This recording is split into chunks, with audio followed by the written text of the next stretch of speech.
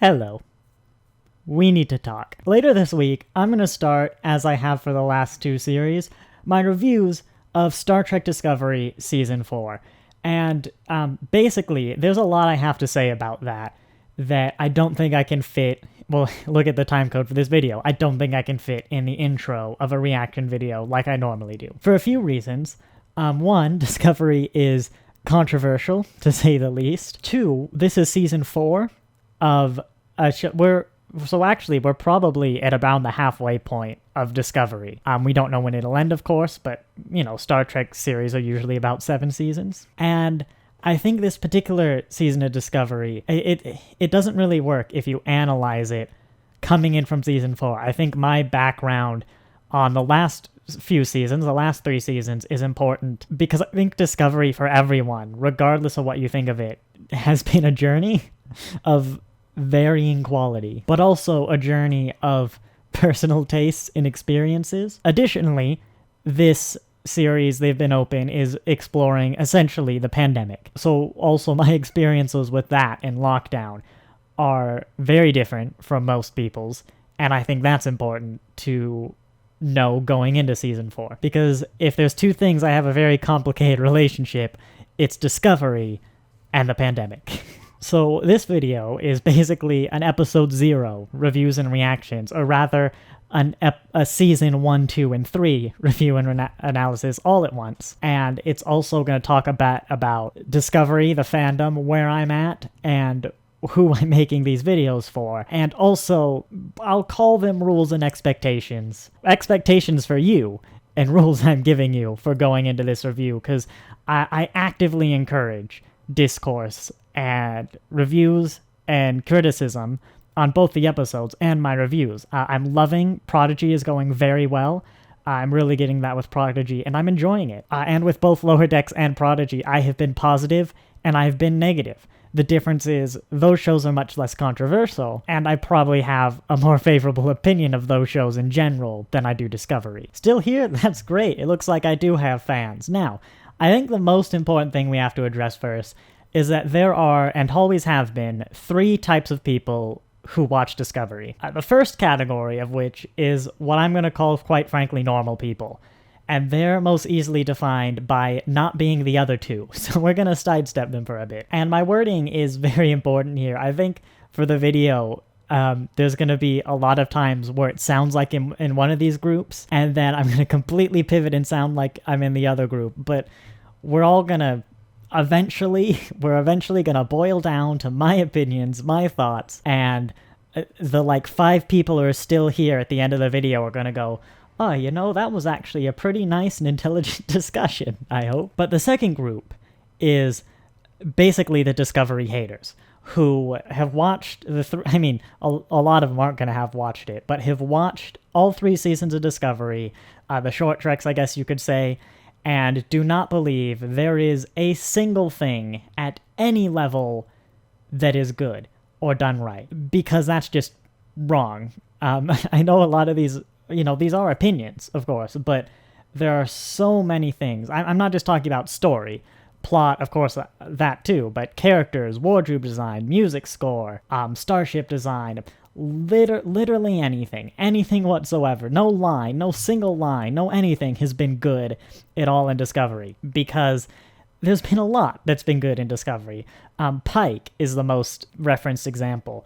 I know it's controversial, I adore 32nd century starship aesthetics. The little arc of the cage, the menagerie, and then the Captain Pike stuff with the Telosians, was it, in Season 2, I think is Star Trek's finest, no right order, multi-series arc. There is a lot to like about Discovery. Or rather, the point is, there is at least one thing to like about Discovery for anyone. And if you believe that there is absolutely not one single thing at any level that is good about Discovery, then quite frankly, these videos are not for you, because I cannot have a discussion with you about what went wrong, how to fix it, or even things I liked, because you're clearly someone who is determined to hate everything. I've just made probably about a third of my viewers very happy and a third of them very angry.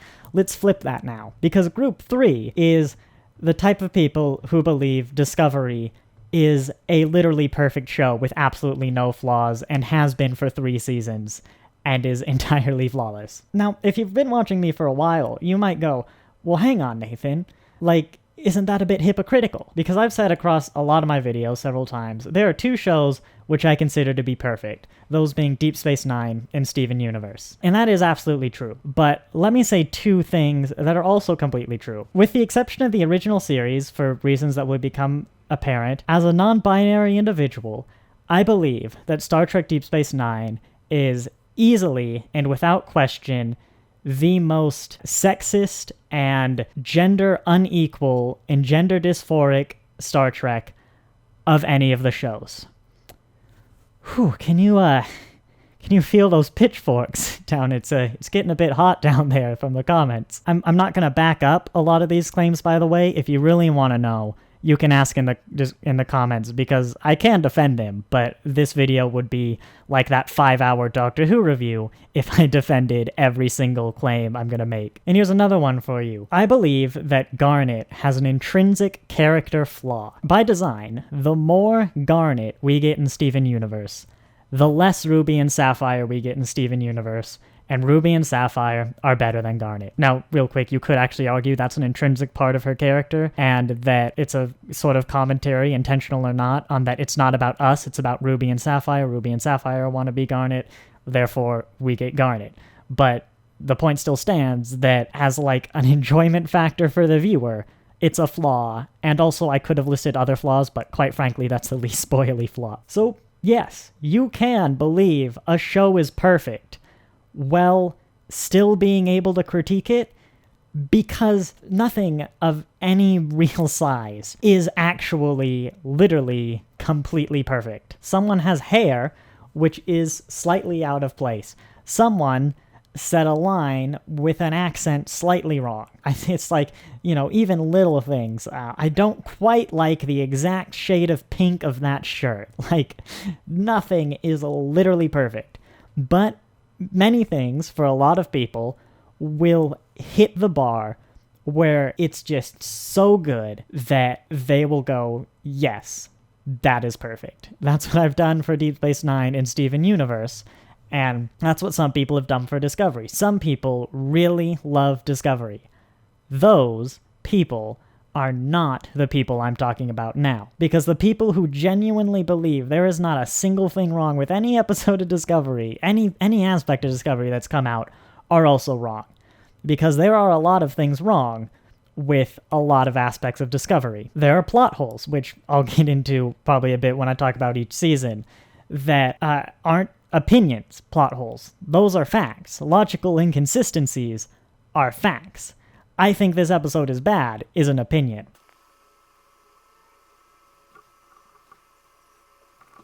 Captain America going back in time and changing the actual prime reality is a plot hole, because it directly contradicts the logic of what they set up of time travel.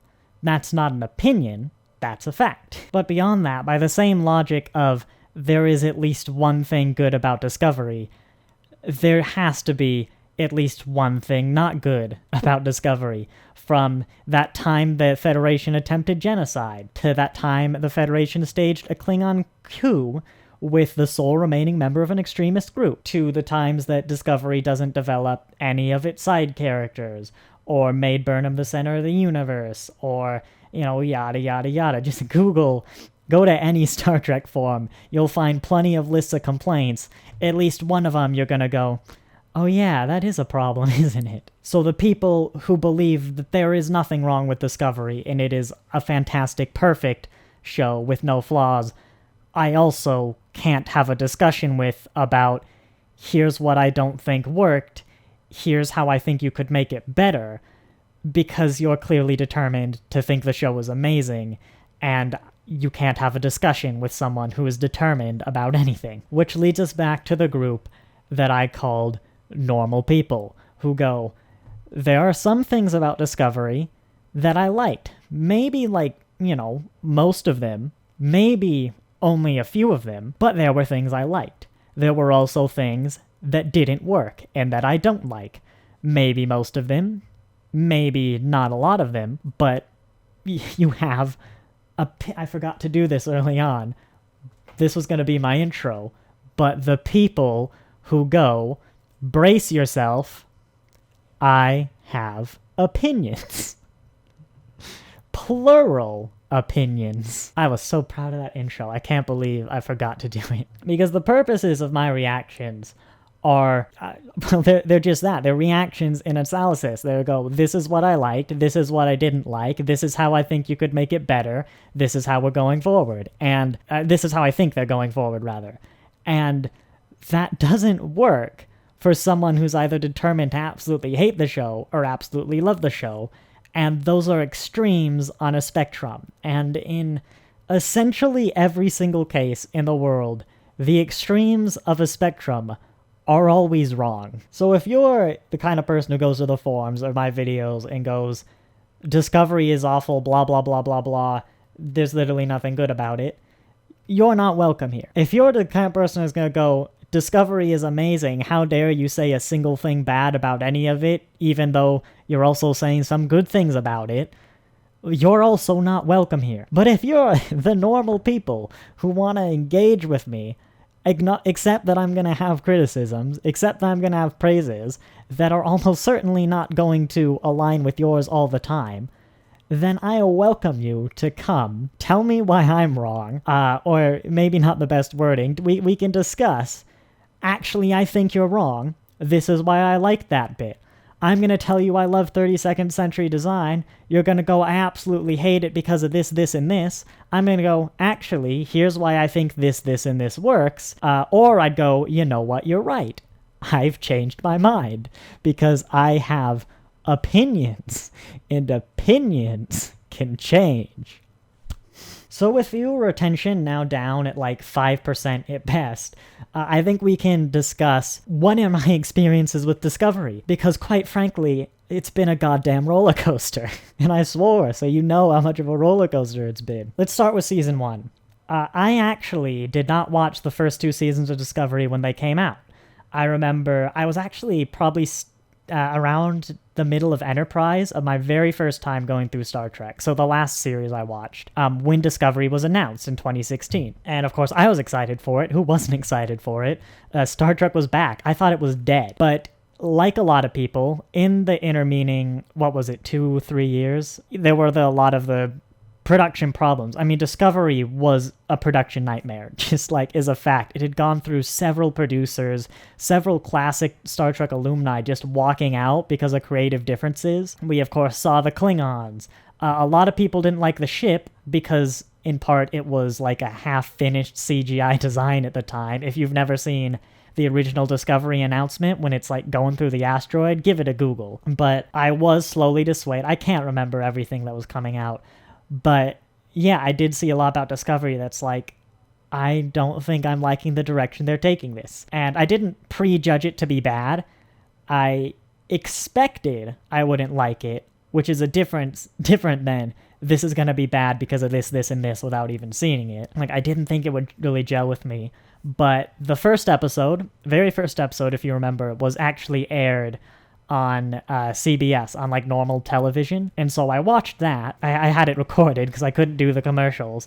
And then I left like... In fact, I think that's actually what I did when I got off the couch, is like, well. And I didn't actually watch it until Picard came out, is when I eventually bought Paramount Plus and then did the first 2 seasons. So, as you can expect, I did not like the first season of Discovery. As a sci-fi, I suppose it was serviceable, but I think there were underlying plot threads that really bothered me. Separate from a Star Trek, it kind of opened with, the start of the Klingon War, but also in a way that made it, as an audience, we know for absolute certainty that Michael Burnham did not start the Klingon War. Because we see the scene where the Klingons are like, hey, they basically say, we're here to start a war with the Federation and unite the houses against the Federation. Starfleet doesn't know that. But we even see the Shinzo, like the first episode or two, it's a two-parter, so I can't remember exactly where it ends, is, hey, these Klingons are kind of hanging out really suspiciously. It really appears like they've sabotaged our communications away and are baiting us into a war. And the kind of first part is basically, amongst other things, the Federation realizing that they're being baited into a war and completely understanding the circumstances that are leading up to this war, and then going, Michael Burnham caused the Klingon War for the remainder of the series. And yeah, Michael Burnham did a lot of bad. She was a mutineer, she didn't help the situation, but as an audience, we know for a fact she didn't start the Klingon War. As Starfleet, we know that she almost certainly did not start the Klingon War, and it just didn't gel, and it was constantly brought up. Even in season 2, it was constantly brought up how Michael Burnham started the Klingon War, and I'm just pulling out my hair like, no, she didn't.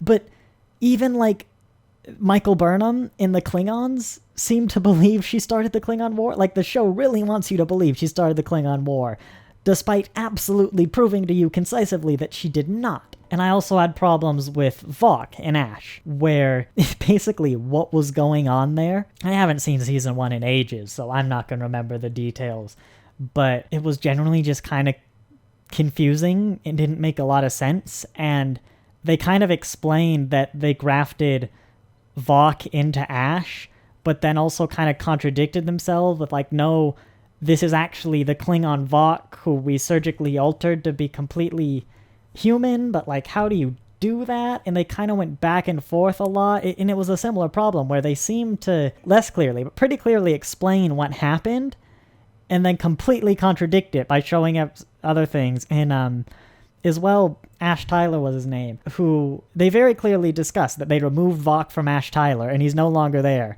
And everyone was like, oh, you're Vok. And like, even he started to believe it, which I can kind of imagine, because the poor guy just being like bullied all the time for like nothing he absolutely did, and everyone going like, oh, you're Vok, get away from me. And I'm like, wasn't there that scene where they kind of were like, no, we've removed Vok, and like we've also established that Ash Tyler was in no way responsible for Vok. And yeah, it was serviceable fine as a sci-fi, but had those underlying problems for me that made it really hard to watch. And as a Star Trek, I found it almost insulting. It was the very militaristic Federation, the common complaints.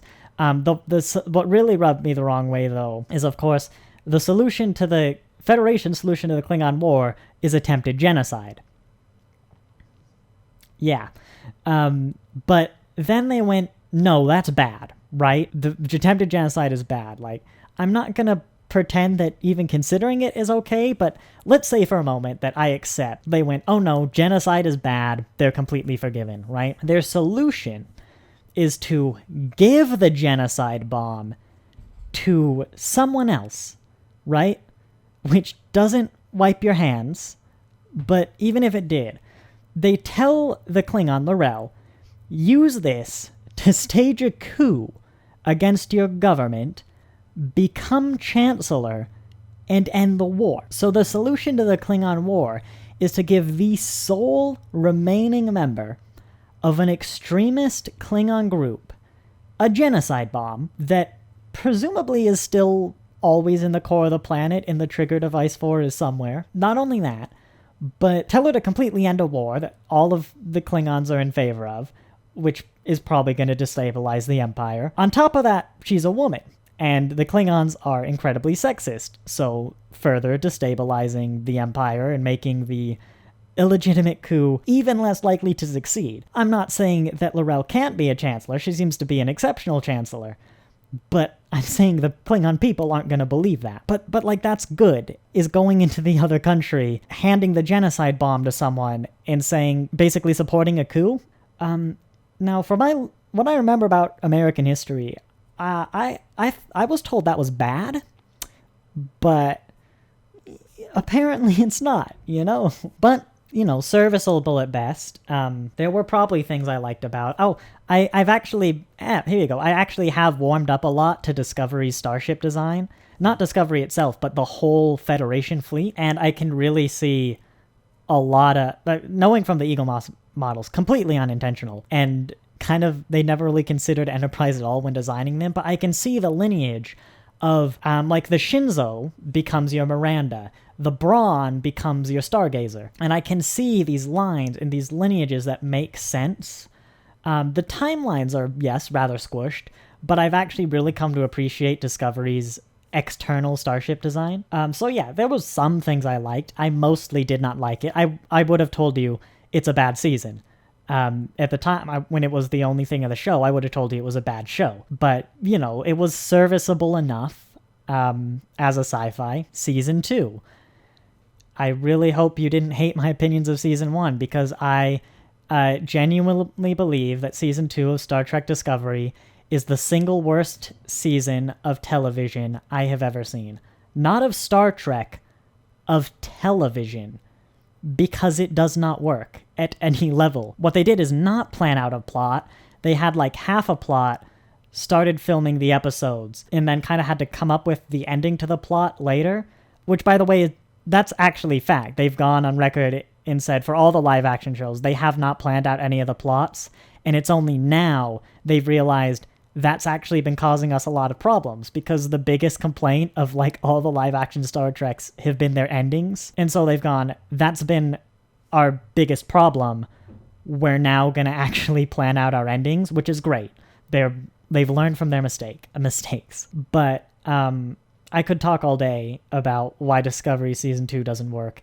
But perhaps the biggest highlight, as a show, why it doesn't work. But the biggest highlight is they talk about how, like, impossibly amazing the Red Angel suit is. It's got the power of, like, 4 warp cores or something, is, I think, Stamets' line. Material engineering that's impossible. Unknown elements. Like, it is so obviously from the future, except it was made 20, 30 years ago by Section 31? Right. And then they have to go to the future to stop Control from getting the data. Which, first off, is a very bad plan, because you're not going to tell anyone about it, and so you're removing everything from a controlled environment that knows about Control and the data to an environment that's going to have absolutely no idea, and you don't know where you're going to end up. And it turns out, woe is me, it's not a very stable environment, the 32nd century. But whatever, you know, they've got to go to the future. Except they don't, because the whole problem is Section 31's on their way, but Discovery can jump literally anywhere in the universe. Like, sure, the Enterprise can't, but they don't care about the Enterprise. So why not jump to the other side of Federation space, or heck, the Gamma Quadrant, or intergalactic space, hang out, try and solve the problem, and if Section 31 catches us, it's up to you, just jump back to the other side. In fact, the whole problem is the ship won't let them destroy the ship, but it also doesn't have infinite battery life. Like, you know, why don't you just let the ship run until it runs out of power? Then the sphere data is powerless. You can unplug the hard drive and smash it with the hammer. I've just beated Control. But beyond all that, even if you go through with their crazy plan, they kill Control. Like, midway through the battle, Control is dead. He's neutralized. The galaxy is saved. And you still have this incredibly useful piece of scientific equipment and knowledge in the sphere data. Like, Section 31 is not the villain of Season 2, it's Control. Section 31 has always worked for the Federation.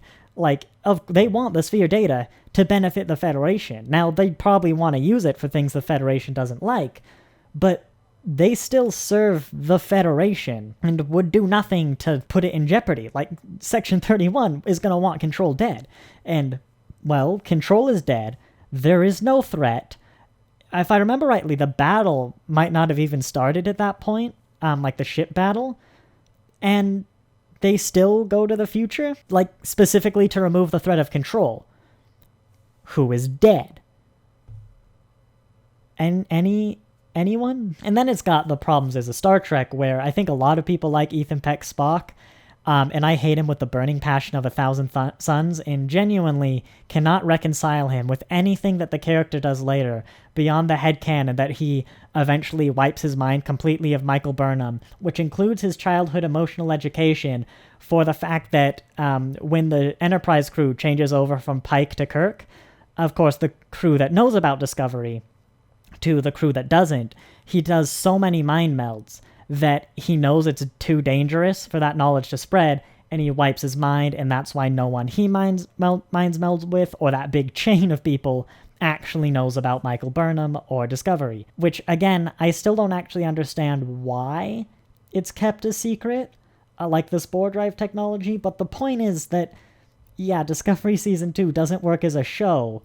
It is genuinely the worst piece of television I have ever seen in my life. So already, that is worse than anything else.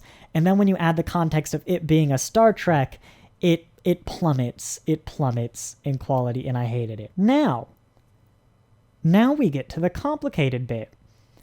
Because Season 3 of Discovery was great. I think the Federation 32nd Century Starfleet design, they pulled off the impossible. I've got a bit in my Poorly Explained coming out about it. I genuinely think it might be my favorite era of Starfleet design. They nailed the Federation. I thought I would hate it, by the way. The destroying the Federation in the future. Like, I really tried to go in with a neutral attitude, and I even kind of forced myself to go in with the attitude of, I will like this season, because I was so certain I would hate this season. And then when the first episode ended, and I had tears in my eyes for the first time since Enterprise, because of the guy in the communications place, I went, that was a phenomenal episode of Star Trek. Now, it has flaws. Let's separate it, because before the Mirror Universe arc and after the Mirror Universe arc are very different. Because before, it still had some flaws, but if you remove Michael Burnham from the equation, I think it's an exceptional show. You had the competent crew members, you had Admiral Vance, finally another Starfleet character, your crew who'd actually been given some time to shine now, and they were really starting to develop into a good, competent crew. I think the Discovery cast truly has the very TNG mentality behind the scenes of they all seem very close, and I think it shows on screen. I was loving the themes, I was loving the episodes, I was loving Adira, the Trill, and I think they did everything about the fall of the Federation correct, even from Earth.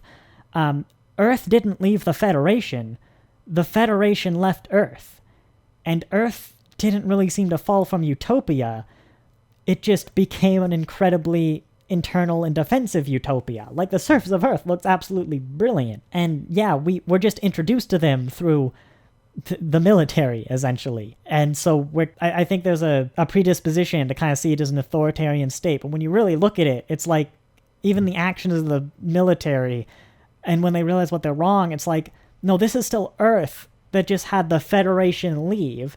They didn't get a phone call for like 100 years. And so they're like, I guess we're not a part of the Federation anymore. And it had true Federation values, and it was fantastic.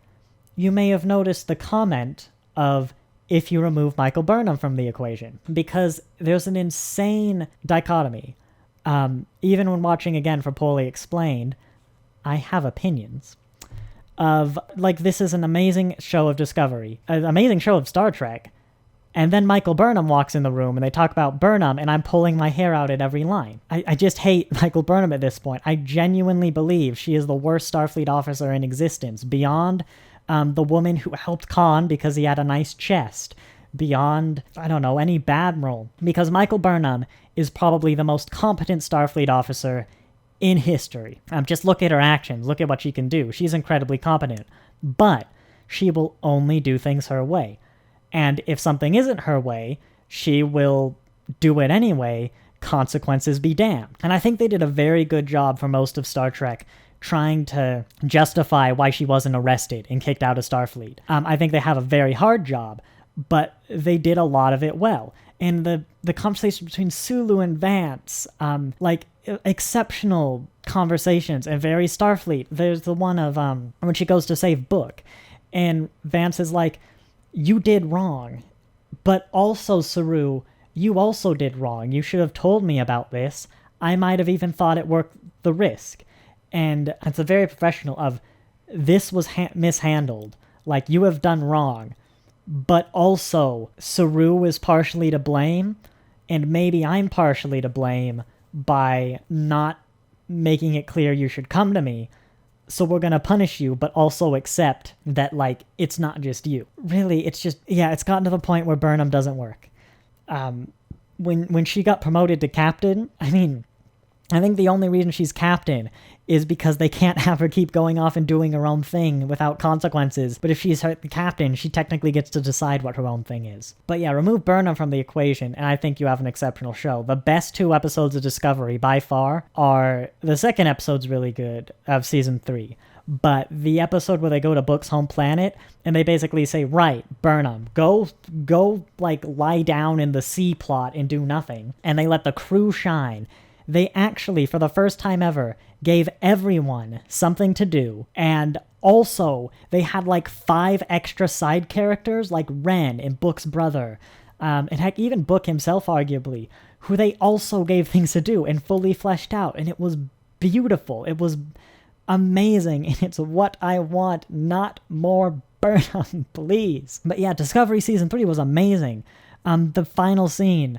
one at the end between Vance and Osira, I don't like how they ended it at all. But until the moment where Vance said no, was an exceptional scene, and it made me really sit back and go, huh, like, it was almost what I'd call sort of the first proper Star Trek ending of a show, of a modern show. And yes, it was amazing. Now, the turning point was that 2-part Mirror Universe arc, because I hated Georgiou. I mean, I don't want to get too much. This video's getting long already.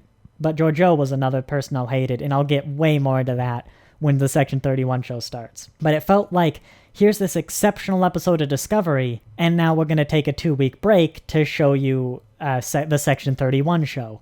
And it's like, well, I don't want to watch the Section 31 show. I was really enjoying that season of Discovery. And I also don't really like what Discovery has done with the Mirror Universe. And so I remember watching it along, a lot of people were kind of starting to fall off. Not stop watching, but kind of fall off with the show because it was just such abrupt. We're done now. We've got to do Section 31. We're done now. And then afterwards, it became Doctor Who. I love Hang on. Here it is. I love Doctor Who. These have been in the background a lot of my videos, but since I'm on campus, that's the only one I have because it was just delivered. But I love Doctor Who. Doctor Who also has over like 50, 60 years crafted some insane methodology that really shouldn't work, but it has. And so like having that just sort of wibbly, because bear in mind, the first explanation we got in the burn was Culber basically speculating like, oh, well, he was in the womb or something on this dilithium planet. He had to be attuned to subspace. I'm like, all right, Matt Smith, like, what? Is that all we're going to get? And even in the second episode, they didn't really elaborate on it too much. And it's that kind of Doctor Who of like, I mean, I guess you can do what you want. It's not really violating any canon, but like, it didn't really feel super satisfying. And of course, it was the classic, well, we literally could not have guessed this. It just came out of nowhere and is like, yeah, it just didn't really work for me. But it was exceptional, and what the ending did especially was a very much, we're setting up to now, right? We got to the 32nd century, we fixed the Federation, and now we can grow out and rebuild the Federation. We can go to Navarre, to Earth, to Andor. Andor would be fascinating, to Trill. And we're going to help people, there's going to be mistrust, but we're going to rebuild the Federation and those values. And so many people were looking forward to that. I remember, like, that sounds like an exceptional season of show of Discovery. Because what it also did, and I've since learned they actually brought on a new executive producer who, last name is Byrne. Or no, it was Paradise. That's right, I remember, because they ironically burned Paradise, who I think has done a lot for that show. Like, was it Jerry Taylor for TNG was like one of the big character writers they brought on, and then the show really got good. I think she's done a lot for that show, and it really felt season 3 was kind of the middle ground between the 23rd century stuff was bad. This is fixing a lot of those problems, going in the right direction. And so season 4 is going to be, let's go even more in that direction, and it's really going to start getting great. And so season 3, I would say, was great until that Mirror Universe, where it dropped down to good. But still, it was a good show. And I think we're going to sidestep away now from Discovery, because as I mentioned, Discovery Season 4 is going to deal with essentially the pandemic. Obviously not directly, but they've said it has the themes of isolation, of essentially the common things you hear from people of going through lockdown. Dr. Culber seems like he's going to have a bigger role. It's almost a tribute to the medical staff as well. Essentially, it's the show of these past year or two. How long has it been? 2 years have been hard on all of us. Let's feel good, the show. And Star Trek has always been of its time. It's always tackled the current issues. Even the Discovery scenes I don't like, they're trying to tackle, they're reflecting the current world just in ways I don't like. Rather than the Federation being a beacon of hope in a galaxy of darkness, the characters are a shimmer of light in an entire vast universe of shadow. And I don't like that flip of, rather than something to inspire to, it's here's something broken we're going to fix. Which I'll accept is a personal opinion, but I'll put forward, I have opinions, I'll put forward is a rather critical frame of Star Trek, of the utopia in the darkness, not the utopians in the darkness. But regardless, I think there's nothing else Discovery could have tackled of the time more fitting. I also think that means I am very much not the standard person for Discovery, and I think it's putting me at a disposition to not like it. As you'd know if you watch my Lower Decks reviews, a few weeks ago, the end of Lower Decks, I got COVID. I'm vaccinated. I was one of the first, actually. I had the opportunity to get it before the general public. So yeah, I was one of the first. But it was a very minor thing for me. I was like, had like a mild cold for a day, and I still have this mild cough because that's just my body. That's not COVID. Like, I get that for any sickness. So yeah, that was fine.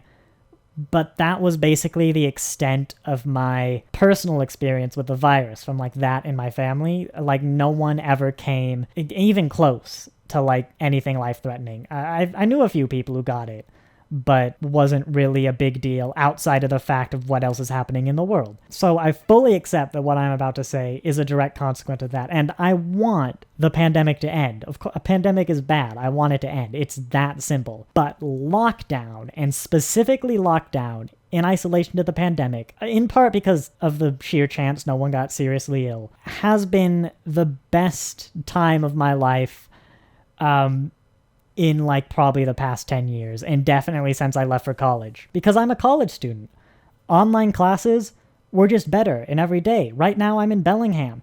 I live in Seattle. My life is in Seattle. My family, my loved ones, even down to my starships, my possessions. My life is in Spokane. Did I say Seattle? I meant Spokane. And so lockdown let me be with my family for like a year and a half. But on top of that, I found the online classes just better.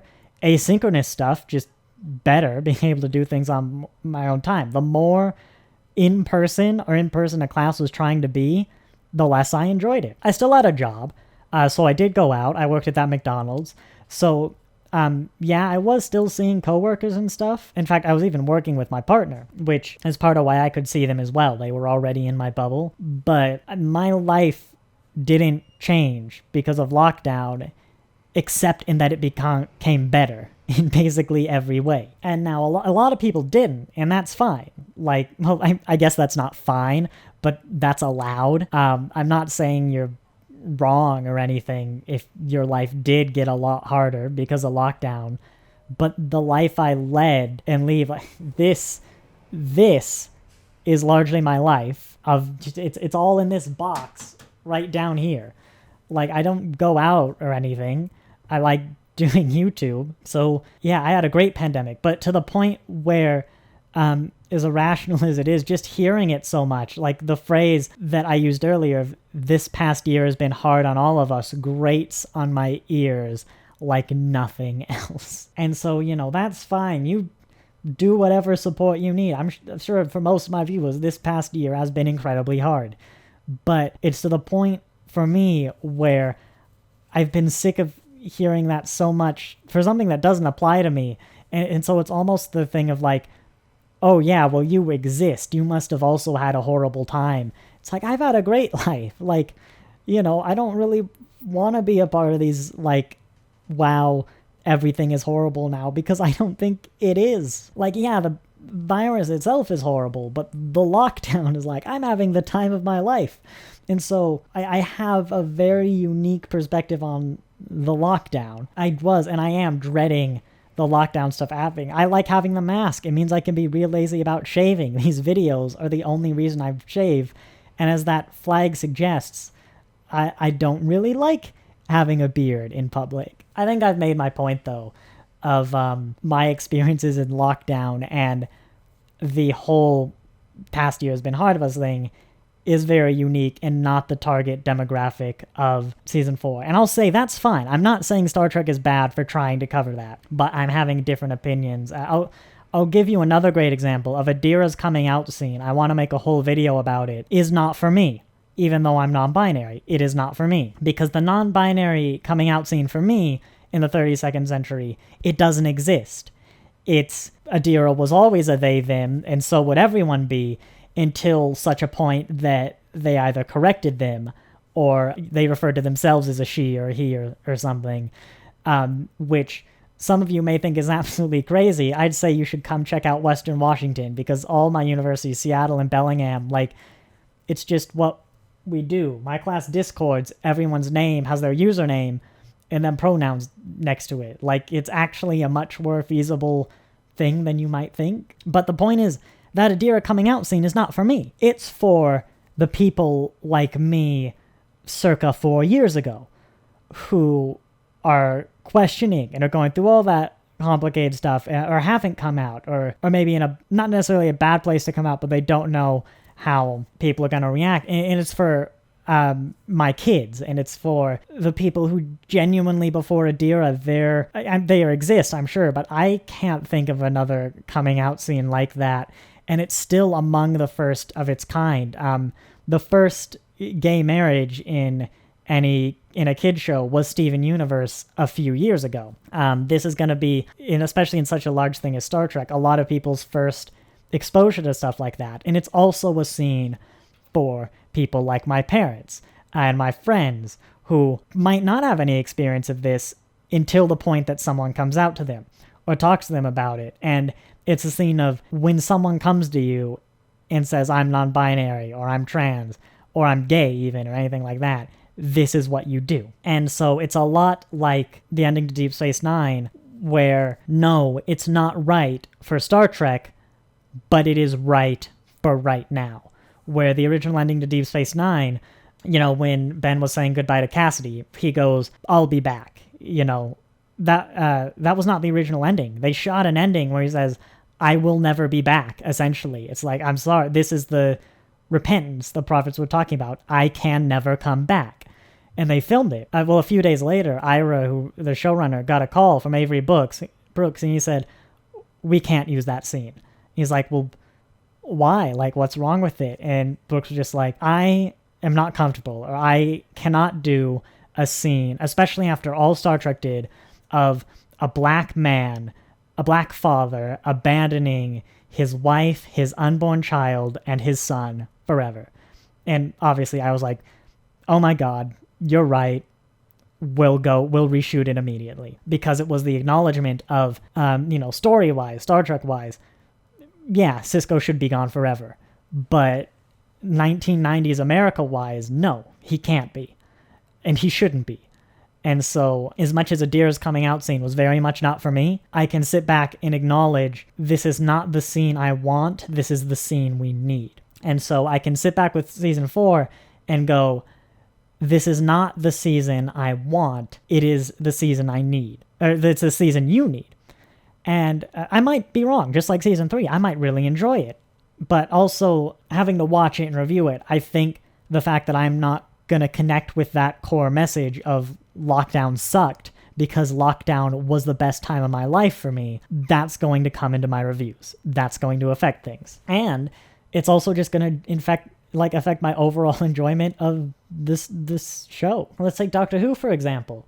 The last episode of Doctor Who was, not by the time you're watching this, but for me, it was in the Crimean War.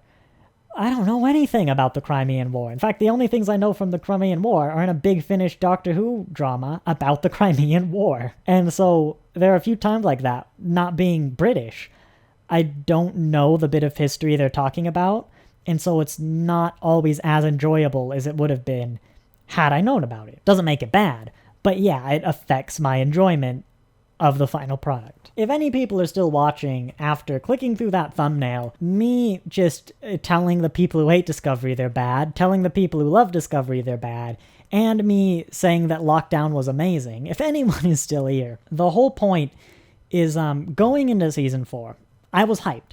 I said that before when I talked about season 3, and I was watching the trailer. I was excited. I love the new uniforms. And then Paul Stamets said, the anomaly is 10 light years across, or whatever it is. And I went back in my seat, and with more profanity, I went, oh no. Because that exploration-y, rebuilding the Federation trailer that it seemed like was being set up, and so many people were hyped for, turned into a trailer that feels like season 3 of Discovery, and season 2 of Discovery, and season 1 of Discovery, with a very similar underlying theme, where Discovery's always sort of been about that connectiveness. It's been slight alteration. Season 3 was kind of about reaching out, reconnecting, basically coincidentally.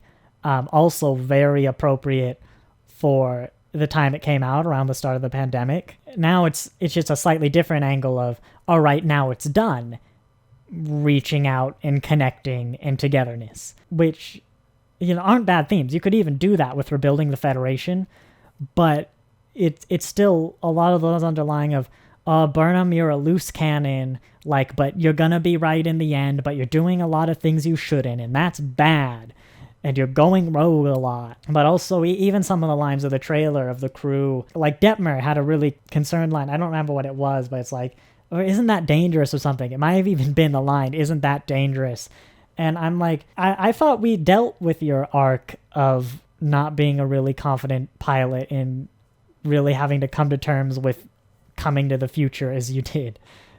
Did I just cross an hour recording? Oh my god. But it's just a lot of it almost felt like, I complain a lot, the Janeway holographic rights reset button, where the start of every holographic right episode, Janeway is insistent that the Doctor is a glorified tricorder, and by the end of every holographic right episode, she's, Doctor, I was wrong, I'm sorry, you're a person, I'll never do it again, until next season when you're a glorified tricorder again. And yes, I'm presuming a lot about season 4 with what it'll be like in those last few comments. I've been told, it'll be about the lockdown, essentially. And it'll be about that anomaly, of course. That's facts from the trailer. And so I'm very prepared for the same season 3 of, I don't think I will like this. Oh my, it's amazing. But I also have a lot of concerns of, Burnham's now the captain now, and Burnham is my biggest problem with the show. The theme won't really connect with me. The underlying pandemic-related theme won't connect to me. There's another world-ending threat, and I was really hoping we were done with those. And there was also the feeling when Paul said that line in the trailer of, I felt like I got through season 1. I felt like I really pushed through season 2. I struggled through season 2. And then I got to season 3, basically convincing myself I would like it going in, and then went, oh my god, I don't have to convince myself. It's actually great. And then I felt like I had that reward. I got to the season 3 and was like, you persevered. It was worth it. Now we get to enjoy the Star Trek, and we get to enter that vision I described earlier.